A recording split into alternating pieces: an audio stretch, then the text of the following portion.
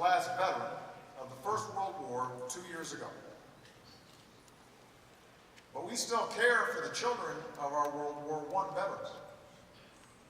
To this day, we still help care for children of men who fought in the Spanish-American War. Even the daughter of a Civil War veteran. So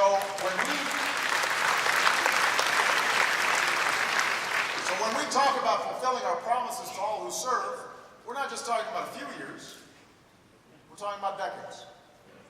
For as long as you and your families walk this earth. With a new generation joining the ranks, I believe that now is the time to make sure our nation is truly ready. Organized and structured to get this right. Not just for this year, not just for next year, but for decades to come. Not just for the veterans of today's wars, but for all wars. And I believe we need to focus on 5 key priorities. Number 1, we need to make sure we've got the resources, the budgets our veterans deserve.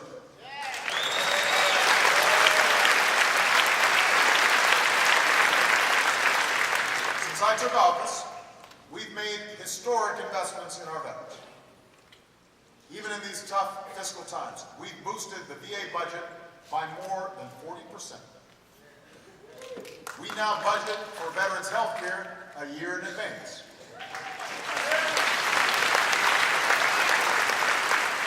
And I've proposed a further increase in veterans funding for next year.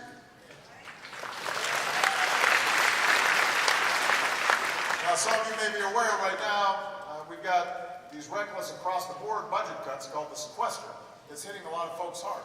And it's cost jobs, it's hurting our military, slashing investments in education and science and medical research.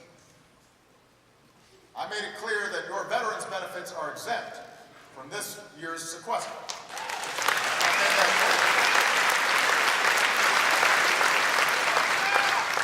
But I want to tell you, going forward, the best way to protect the VA care you have earned is to get rid of this sequester altogether.